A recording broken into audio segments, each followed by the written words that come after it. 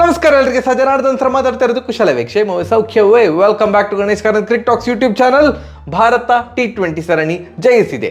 Zimbabwe ವಿರುದ್ಧ ನಡೆದಂತಹ 4ನೇ T20 ಪಂದ್ಯವನ್ನ ಇವತ್ತು ಭಾರತ 10 ವಿಕೆಟ್ ಅಂತರದಿಂದ ಗೆದ್ದು T20 ಸರಣಿಯನ್ನ ಸದ್ಯಕ್ಕೆ 3-1 ಅಂತರದಿಂದ ಗೆದ್ದಿದೆ. ನಾಳೆ ಲಾಸ್ಟ್ ಪಂದ್ಯ 5ನೇ ಪಂದ್ಯ ನಾಳೆ ನಡೀತದೆ. ಅದನ್ನು ಕೂಡ ಜಯಿಸಿ 4-1 ಅಂತರದಿಂದ T20 ಸರಣಿಯನ್ನ ತನ್ನದಾಗಿಸಿಕೊಳ್ತದೆ ಅನ್ನೋದ್ರಲ್ಲಿ ಯಾವುದೇ ಸಂಶಯ ಇಲ್ಲ. 5-0 ಅಂತರದಿಂದ ವಿನ್ ಆಗಬೇಕಿತ್ತು, ವೈಟ್ ವಾಶ್ ಮಾಡಬೇಕಿತ್ತು ಜಿಂಬಾಬ್ವೆಗೆ. ಫಸ್ಟ್ ಮ್ಯಾಚ್ ಸೋತರು, ಬಟ್ ಸ್ಟಿಲ್ ಫಸ್ಟ್ ಮ್ಯಾಚ್ ಸೋತು ಅದಾದ್ಮೇಲೆ ಪುಟಿದಂತಹ ರೀತಿ ಸೂಪರ್. ಇವತ್ತಂತೂ ನೆಕ್ಸ್ಟ್ ಲೆವೆಲ್ ಡಾಮಿನೇಟಿಂಗ್ ಕ್ರಿಕೆಟ್ ಆಡಿದ್ರು ಭಾರತ ತಂಡ. ಎಸ್ಪೆಷಲಿ ಬ್ಯಾಟಿಂಗ್ ಅಂತ ಬಂದಾಗ ಯಶಸ್ವಿ ಜೈಸ್ವಾಲ್ ಅವರು ಯಶಸ್ವಿಯಾಗಿ ದಡ ಅಂತ ಹೊಡಿತಾನೆ ಇದ್ರು. ಫಸ್ಟ್ ಓವರಿಂದ ಕೊನೆಯ ಓವರ್ ತನಕ ಅವರು ಟಾಪ್ ಗೇರಲ್ಲಿಯೇ ಇದ್ರು. ಕ್ಯಾಪ್ಟನ್ ಗಿಲ್ ಅವರು ಫಸ್ಟ್ ಗೇರಲ್ಲಿ ಇದ್ರು. ಇದೇನು ಫಸ್ಟ್ ಗೇರಲ್ಲೇ ಇರ್ತಾರಂತ ಕಾಣ್ತದೆ ಅಂತ ಅಂದ್ಕೊಂಡಾಗ ಸಡನ್ ಲಾಸ್ಟ್ ಗೇರ್ಗೆ ಹೋದ್ರು. ಫಟ್ ಅಂತ ಗೇರ್ ಚೇಂಜ್ ಮಾಡಿದ್ದು ಗೊತ್ತೇ ಆಗಿಲ್ಲ.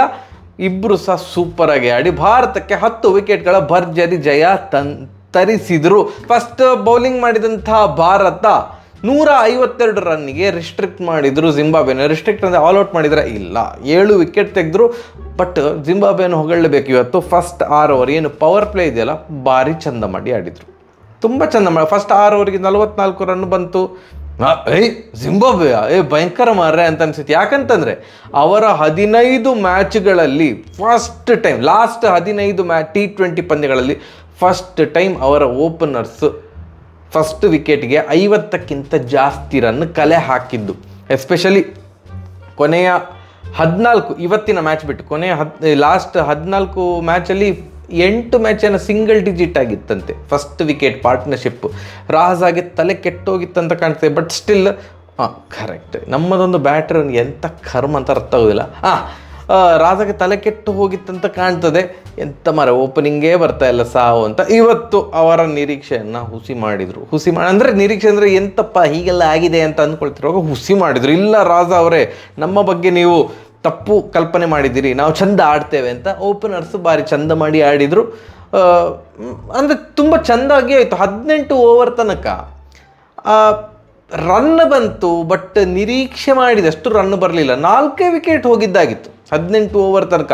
ರಾಜ್ ಅವರು ಚಂದ ಮಾಡಿ ಆಡಿದ್ರು. ಬಟ್ ರನ್ನಿನ ವೇಗ ಉಂಟಲ್ಲ, ಅದು ನಮ್ಮ ಇಂಡಿಯನ್ ಬ್ಯಾಟಿಂಗಿಗೆ ಅದೊಂದು ರನ್ನೇ ಅಲ್ಲ ಅಂತ ಅನ್ನಿಸ್ತೇ ಇತ್ತು. ಲಾಸ್ಟ್ 2 ಓವರಲ್ಲಿ 3 ವಿಕೆಟ್ ಹೋಯಿತು. ಇವತ್ತು ಡೆಬ್ಯೂ ಪಂದ್ಯ ಆಡ್ತಿದ್ದಂತಹ ಆಟಗಾರ ತುಷಾರ್ ದೇಶಪಾಂಡೆ ಅವರು ಆವೇಶ್ ಖಾನ್ ಅವರನ್ನ ಸ್ವಲ್ಪ ನಿನ್ನ ಆವೇಶ ಇರಲಿಲ್ಲ ಮಾರ ಈ ಸೀರೀಸಲ್ಲಿ, ನೀವು ಲಾಸ್ಟ್ ಓವರಲ್ಲಿ ಆವೇಶಭರಿತವಾಗಿ ವಿಕೆಟ್ ಕೀಳೋ ಬದಲು ಭಾರಿ ಹೊಡಿಸ್ಕೊಳ್ತಾ ಇದ್ದಿ, ಸ್ವಲ್ಪ ಹೊತ್ತು ಬೆಂಚಲ್ಲಿರು, ತುಷಾರ್ ದೇಶಪಾಂಡೆಗೆ ಒಂದು ಡೆಬ್ಯೂ ಮ್ಯಾಚ್ ಕೊಡುವ ಅಂತ ಅವಕಾಶ ಕೊಟ್ಟರು. ತುಷಾರ್ ದೇಶಪಾಂಡೆ ಅವರು 1 ವಿಕೆಟ್ ತೆಗೆದ್ರು, ಮತ್ತು ಖಲೀಲ್ ಅಹ್ಮದ್ ಅವರು 2 ವಿಕೆಟ್ ತೆಗೆದ್ರು. ಇವತ್ತು ಫಸ್ಟ್ ವಿಕೆಟ್ ತೆಗೆದದ್ದು ಅಭಿಷೇಕ್ ಶರ್ಮಾ ಅವರ ಪ್ರಥಮ ವಿಕೆಟ್ T20 ಅಥವಾ ಅವರ ಕರಿಯರಲ್ಲಿ ಫಸ್ಟ್ ವಿಕೆಟ್. ಅದರ ನೆಕ್ಸ್ಟ್ ಓವರಲ್ಲಿ ದುಬೆ ಅವರಿಗೆ ಕೊಟ್ಟರು, ಶಿವಮ್ ದುಬೆ ಅವರು ಬಂದು ವಿಕೆಟ್ ತೆಗೆದ್ರು. ಸೊ ಅದರಿಂದ ಇವತ್ತಿನ ಮೊದಲ 2 ವಿಕೆಟ್ ತೆಗೆದದ್ದು ಅವರ ಮೇನ್ ಬೌಲರ್ಸ್ ಅಲ್ಲ, ಏನು ವಾಟ್ ಆಲ್ರೌಂಡರ್ಸ್ ಅಥವಾ ಬ್ಯಾಟಿಂಗ್ ಆಲ್ರೌಂಡರ್ಸ್ ಅಂತ ಕರೆಸಿಕೊಳ್ಳುವಂತಹ ಅಭಿಷೇಕ್ ಶರ್ಮಾ ಹಾಗೂ ಶಿವಮ್ ದುಬೆ ಅವರು ಫಸ್ಟ್ 2 ವಿಕೆಟ್ ತೆಗೆದ್ರು. ಮತ್ತು ಸುಂದರ್ ಅವರು ಸುಂದರವಾಗಿ 1 ವಿಕೆಟ್ ತೆಗೆದ್ರು. 1 ರನ್ಔಟ್ ಆಯಿತು. ಕೊನೆಗೆ ವಿಕೆಟ್ ಹೋಗಲಿಲ್ಲ. 18 ಓವರ್ ತನಕ ಏನು ವಿಕೆಟೇ ಇರಲಿಲ್ಲ. ಲಾಸ್ಟ್ 2 ಓವರಲ್ಲಿ 3 ವಿಕೆಟ್ ಬಿದ್ದು 152 ಹೊಡಿಲಿಕ್ಕೆ ಮಾತ್ರ ಸಾಧ್ಯವಾದದ್ದು ಜಿಂಬಾಬ್ವೆ ತಂಡಕ್ಕೆ. ಬಟ್ ನಮ್ಮದೇನು ಚೇಸಿಂಗ್ ಸ್ಟಾರ್ಟ್ ಆಯ್ತಲ್ಲ, ನಿರೀಕ್ಷೆ ಮಾಡಿ ಭಾರತ ವಿನ್ ಆಗ್ತದೆ ಅಂತ ಎಲ್ಲರೂ ಸಹ ಅಂದುಕೊಂಡಿದ್ರು. ಬಟ್ ಈ ರೇಂಜಿಗೆ 15 ಓವರಲ್ಲೇ ಜಿಂಬಾಬ್ವೆನು ಹೊಡೆದು ಹಾಕ್ತಾರೆ ಅಂತ ಅಂದುಕೊಂಡಿರಲಿಲ್ಲ. ಒಂದು ಪಾಯಿಂಟ್ ಆಫ್ ಟೈಮಲ್ಲಿ ಗಿಲ್ ತುಂಬ ಸ್ಲೋ ಅಂದರೆ ಆ ಕಡೆಯಿಂದ ಜೈಸ್ವಾಲ್ ಅವರು ದಡ ಅಂತ ಹೊಡಿತಾ ಇರುವಾಗ, ಗಿಲ್ ಅವ್ರದ್ದು ಆ್ಯಂಕರ್ ಟೈಪ್ ಇನ್ನಿಂಗ್ಸ್ ಆಗ್ತಾ ಇರುವಾಗ, ಗಿಲ್ ಇವತ್ತು ಆ್ಯಂಕರ್ ಟೈಪ್ ಇನ್ನಿಂಗ್ಸೇ ಆಡ್ತಾ ಇರ್ತಾರೆ. ಜೈಸ್ವಾಲ್ ಅವರು 100 ಹೊಡಿತಾರೆ ಅಂತ ಅಂದ್ಕೊಂಡದ್ದು. ಕೊನೆಗೆ ಗಿಲ್ ಅವರು ಗೇರ್ ಚೇಂಜ್ ಮಾಡಿದರು. ಅದನ್ನು ಮತ್ತೆ ಸ್ವಾರ್ಥ ಗೀರ್ತ ಅಂತೆಲ್ಲ ಕಮೆಂಟ್ ಹಾಕಬೇಡಿ. ಎಷ್ಟು ಟೈಮು ಕೊಡಬೇಕೋ ಜೈಸ್ವಾಲ್ ಅವರಿಗೆ ಅಷ್ಟು ಟೈಮ್ ಗಿಲ್ ಅವರು ಕೊಟ್ಟಿದ್ದಾರೆ. ಸೊ ಗಿಲ್ ಅವರು ಕೊನೆಗೆ ಅವರ ಆಟ ಸಹ ಆಡಬೇಕಲ್ಲ, ಇಲ್ಲದಿದ್ರೆ ಅದು ಸಹ ಕಮೆಂಟ್ ಬರ್ತದೆ, ಗಿಲ್ಲು ಓಡಿಯೇ ಆಟ ಆಡಿದ್ದು ಹಾಗೆ ಹೀಗೆ ಅಂತ. ಗಿಲ್ ಅವರು ಚಂದ ಮಾಡಿ ಆಡಿದ್ರು. ಜೈಸ್ವಾಲ್ ಅವರು ನಾಟ್ ಔಟ್ 93 ರನ್, 53 ಬಾಲಿಗೆ 93 ರನ್ ಹೊಡೆದ್ರು ಜೈಸ್ವಾಲ್ ಅವರು. ಆ್ಯಂಡ್ ಗಿಲ್ ಅವರು 39 ಬಾಲಿಗೆ 58 ರನ್ ನಾಟ್ ಔಟು. ಸೊ 15.2 ಓವರಲ್ಲೇ 156 ರನ್ ಚಚ್ಚಿ ಭಾರತ 4ನೇ T20 ಪಂದ್ಯವನ್ನು 10 ವಿಕೆಟ್ಗಳಿಂದ ಭರ್ಜರಿಯಾಗಿ ಜಯಿಸಿದೆ. ನಾಳೆ 5ನೇ T20 ಮ್ಯಾಚ್ ನಡೀತದೆ.